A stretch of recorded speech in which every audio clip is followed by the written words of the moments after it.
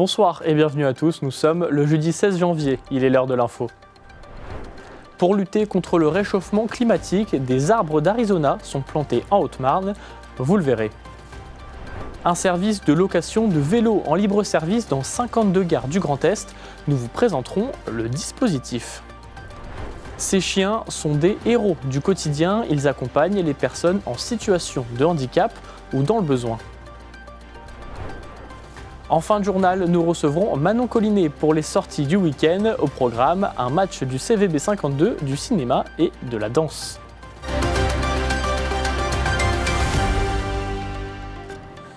Mais tout d'abord, ce jeudi, en début d'après-midi, un camion a réalisé une sortie de route et a terminé sa course dans un fossé suite au malaise de son conducteur. Dans son élan, le camion a violemment heurté un panneau publicitaire. Légèrement blessé, le conducteur a été transporté à l'hôpital de Saint-Dizier. L'accident a eu lieu avenue Jean-Pierre Timbaud, en face du Leclerc Drive de Marnaval. La route a été complètement bloquée le temps qu'une dépanneuse spécialisée s'occupe de dégager le véhicule. Un article est à retrouver sur notre site internet puissance-télévision.fr. En 2022, 2 hectares d'arbres de l'Arizona ont été plantés dans la forêt domaniale de Mâton en Haute-Marne. Ces plantations sont expérimentales et permettront d'observer si ces arbres peuvent permettre de repeupler les forêts avec le changement climatique. Les détails avec Léo Martin. Des plantations expérimentales pour contrer les effets du changement climatique. Dans cette forêt, 4000 plants de cyprès d'Arizona ont été plantés. L'objectif, c'est de voir évoluer ces plantations, mais aussi vérifier le comportement des arbres face aux épisodes de sécheresse, à la forte pluie ou encore au gel. Le taux de reprise, en fait, c'est le nombre de plants encore vivants 1 an après la plantation. Donc là, par exemple, ici, on est à presque 100% de taux de reprise. Donc c'est très bien, ça veut dire qu'à peu près tous les plants ont survécu 1 an après la plantation. Et donc après, au fur et à mesure du peuplement, dès les premières années, on va voir de combien de centimètres poussent les plants. En fait, on fait des suivis dendrométriques assez régulièrement. Ces plants nécessitent de l'entretien, réalisé 2 à 3 fois par an pour les laisser grandir correctement. Pourquoi un entretien plus important ? C'est ce genre d'essence a tendance à pousser sur des secteurs très arides, dans lesquels ils ont très peu de concurrence. Donc ça veut dire que ces essences-là n'ont pas l'habitude d'être concurrencées comme par exemple par la ronce qu'on peut voir tout autour. Et c'est des choses qui peuvent les abîmer ou les empêcher de se développer correctement. Donc c'est des contraintes à prendre en compte. Ces îlots d'avenir ont été plantés sur 2 hectares de terrain. Une partie de la forêt avait été rasée pour permettre d'y faire ces pousses expérimentales. Les arbres coupés dépérissaient. Ils sont une partie de la stratégie de l'ONF qui vise à adapter les forêts au changement climatique. Autrefois, on avait tendance à préserver certaines essences pour la production. Peut-être que dans l'avenir, et puis à partir de maintenant, la stratégie sera de diversifier les forêts, chercher à avoir des essences qui sont plus de la région mais qui sont plus résistantes. C'est ne pas mettre tous ses œufs dans le même panier. D'autres plantations expérimentales ont été réalisées dans la forêt de Germay, en Haute-Marne, cette fois-ci avec des calocèdres. Ces îlots d'avenir permettent aussi de repeupler la forêt. Insolite, à présent, la gendarmerie de Vitry-le-François a dévoilé hier la saisie de 96 paires de chaussures Nike TN de contrefaçon. Arrêté en fin d'année dernière, le conducteur était sous l'emprise de stupéfiants et son permis était suspendu. Il a été condamné par le tribunal judiciaire de Châlons-en-Champagne et a écopé de 6 mois de prison ferme, 300 € d'amende et de l'annulation de son permis de conduire. L'ensemble des produits de contrefaçon qu'il transportait ont été saisis et détruits. Toujours sur les routes, mais cette fois-ci à Saint-Dizier. À partir du printemps 2025, se déplacer en vélo électrique sera plus facile dans la région Grand Est. La région prévoit de lancer un service automatisé de location de vélos électriques dans plusieurs gares, notamment à Saint-Dizier et à Chaumont. Une initiative qui vise à favoriser les mobilités douces et à faciliter les trajets du quotidien pour les habitants. Regardez. Du train en vélo, il n'y a qu'un pas. Dès le printemps 2025, la région va lancer un service de location de vélos électriques dans 52 gares, dont celle de Saint-Dizier et Chaumont. Ces vélos seront accessibles en libre service grâce à un système automatisé.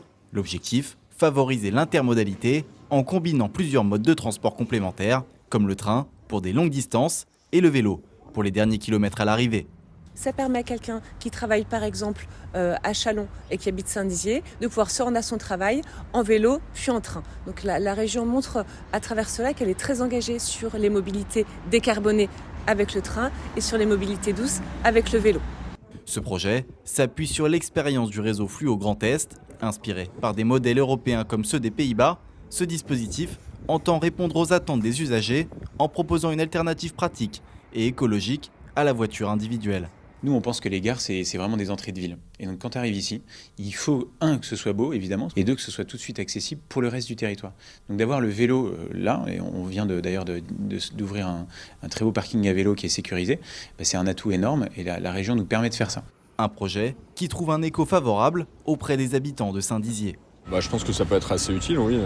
Pour ceux qui fréquentent régulièrement la gare, ça peut être pratique pour se déplacer rapidement et sans avoir à attendre un taxi ou être à pied. Donc oui, c'est assez utile. Oui, je pense que c'est plutôt intéressant, ça va plutôt dans le sens de l'histoire. Ça offrira des possibilités supplémentaires aux usagers. On se décarbone, donc ça fait partie des possibilités. Cette première phase dans 52 gares n'est qu'un début pour la région Grand Est. L'objectif final est d'étendre ce dispositif à encore plus de gares pour couvrir l'ensemble du territoire et tenter d'offrir une mobilité fluide et durable à tous les usagers. Aider les autres est leur mission principale. Ils sont élevés dans un seul but, accompagner les personnes en situation de handicap ou dans le besoin. Ce sont les chiens d'assistance. Ouna est l'une de ces héros du quotidien. Nous l'avions suivie lors d'une séance d'entraînement à Chancenay. Nous vous proposons une rediffusion ce soir de ce sujet. Regardez. Ouna n'a que 15 mois, mais elle se prépare déjà à faire sa rentrée. Cette jeune Golden, accueillie par Océane alors qu'elle n'avait que quelques mois, a sa carrière toute tracée devant elle. Elle va devenir un chien d'assistance. Son rôle sera d'aider les personnes en situation de handicap, d'un point de vue technique, mais aussi moral et social. Elle fait partie des 3000 chiens placés en famille d'accueil par l'association Handi-Chiens. Créée en 1989, l'organisme forme et confie ses compagnons aux personnes qui en ont besoin. Au total, Ouna va suivre 22 mois de formation, dont 16 avec Océane. Le but est de la prééduquer avant son admission dans un des 6 centres d'éducation en France. En fait, nous, on est là vraiment pour faire un chien bien dans ses pattes, pour lui faire découvrir un maximum de choses dans la vie. Et ensuite de ça, elle partira 6 mois à l'école. Et après, en effet, il y a une remise qui sera faite. Déjà, à l'école, ils vont choisir sa spécificité, selon le caractère, selon plein de choses. Et après ça, elle sera donnée à une personne qui sera dans le besoin. On apprend énormément sur le chien, sur la façon de faire, sur une nouvelle éducation, etc. Le groupe aussi, parce que du coup, on est vraiment très soudés, donc on est tous là les uns pour les autres. Afin de former le chien, des cours sont dispensés 2 mercredis par mois. Cindy, la déléguée famille d'accueil en Haute-Marne, dirige la séance et apprend à chaque participant ce qu'on appelle des commandes. Vous marchez ici aléatoirement. Ce que je veux, c'est que les chiens ils restent concentrés sur vous, qu'ils n'aillent pas voir les autres, qu'ils restent à votre gauche. Dès qu'ils sont à côté de vous à gauche, on récompense. Mon but, on va dire, c'est de recruter des familles d'accueil et de les accompagner pendant toute la prééducation du chien pour leur donner les bons conseils, pour bien faire évoluer le chien, qu'il soit à l'aise partout, qu'il se sente bien dans ses pattes. J'ai 3 familles d'accueil dans le groupe actuel. Voilà, donc en fait, je les fais travailler les commandes, toutes les commandes qu'on voit, que nos handi-chiens doivent connaître en partant à l'école. Voilà. Et puis, en même temps, ça me permet moi aussi de pouvoir garder un œil sur les chiens et de pouvoir voir leur évolution. Le cours commence généralement par un débrief, puis les exercices commencent. Écouter son maître, résister aux tentations, ne pas réagir au monde extérieur, tout est mis en place pour former au mieux les chiens. La dernière étape avant l'entrée à l'école est le test d'admission. En France, 250 chiens par an sont répartis et formés par l'association. 444 familles d'accueil participent au programme et Cindy est la seule déléguée handi-chien en Haute-Marne. Et tout de suite, retrouvons Manon Collinet pour les sorties du week-end.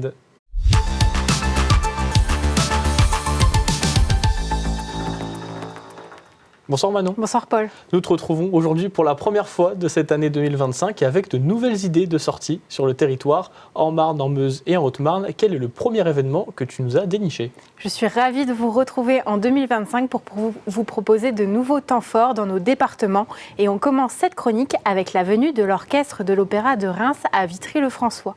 Au sein de l'espace Simone Signoret, les musiciens présenteront le concert et ils eurent beaucoup d'enfants. Entre opéra comique, cinéma, opérette et comédie musicale, ce concert est un joyeux divertissement familial qui mettra, j'en suis sûre, plein d'étoiles dans les yeux. Rendez-vous, tu l'as dit, dimanche à 15h à l'espace Simone Signoret et sur le site internet de Bord-de-Seine pour avoir plus d'informations. Direction la Haute-Marne à présent et Chaumont où un marathon de danse au Nouveau Relax nous attend ce samedi.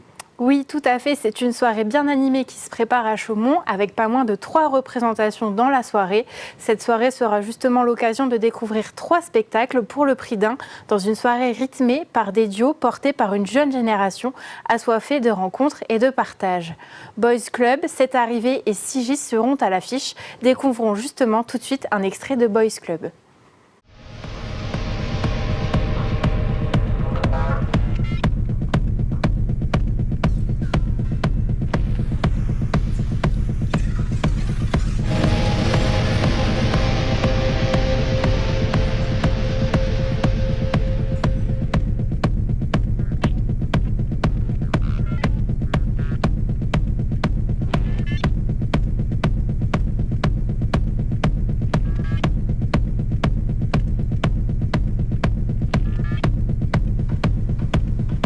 Restons en Haute-Marne, cette fois-ci du côté de Saint-Dizier où l'art est à l'honneur.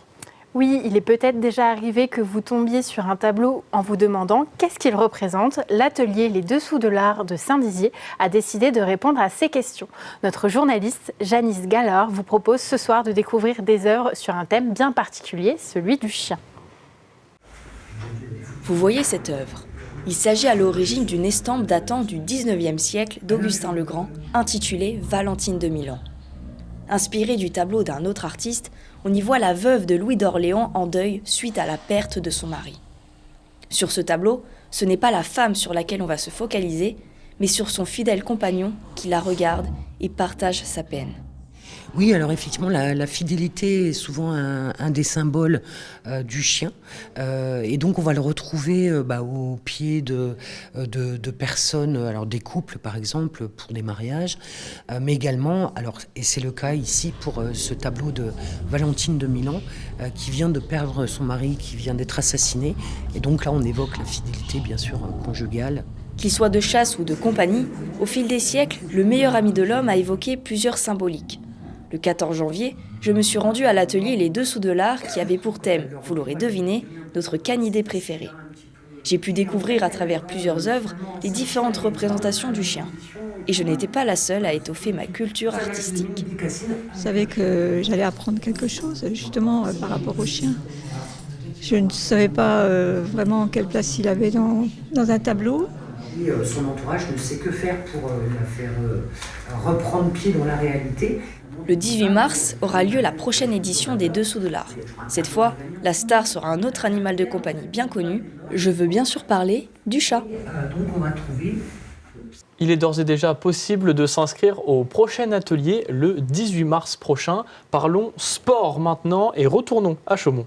Oui, Paul, mettons un petit peu de côté la culture quelques minutes pour s'intéresser cette fois au volley avec le prochain match du CVB 52 qui reçoit Tourcoing.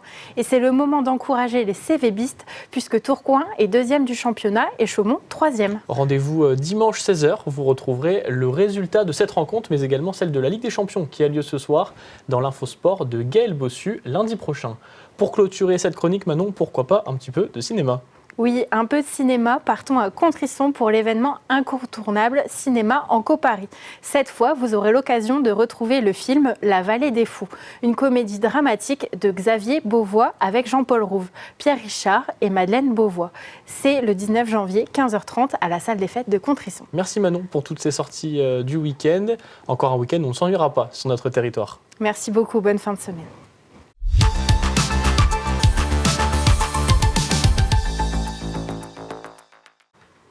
C'est la fin de votre journal. Merci de nous avoir suivis. Tout de suite, la météo et l'information continue sur puissancetélévision.fr. Demain soir, vous retrouvez Clémentine Coppola. Excellente soirée.